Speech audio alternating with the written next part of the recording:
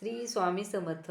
मैत्रिणी, नवीन वर्षातला पहिला सण आहे मकर संक्रांती. प्रथम तर तुम्हाला मकर संक्रांतीच्या सगळ्यांनाच गोड गोड शुभेच्छा. तिळगुळ घ्या आणि गोड गोड बोला.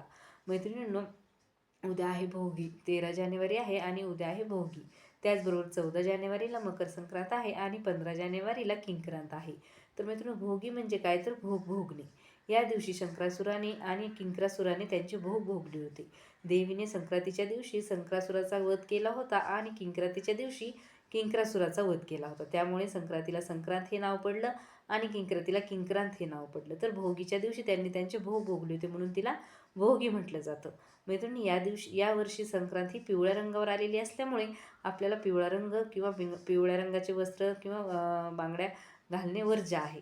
त्याचबरोबर मैत्रिणींनो, जाईच्या फुलाचा सुगंध घेत संक्रांत आलेली आहे. त्यामुळं आपल्याला संक्रांतीचा दिवशी आपल्याला जाईच्या फुलांचा गजराही लावायचा नाही. अशा पद्धतीने संक्रांतीचं, त्याचबरोबर भोगीचं आणि त्याचबरोबर किंक्रांतीचं या तिन्ही सणांचं विशेष महत्त्व, त्याचबरोबर ह्या कशा पद्धतीने साजऱ्या करायच्या आहेत दिवस ते सगळं तुम्हाला डिटेल व्हिडिओ आपल्या लिंकवर दिलेला आहे. त्यावर जाऊन तुम्ही नक्की पहा. श्री स्वामी समर्थ. जय जय स्वामी समर्थ.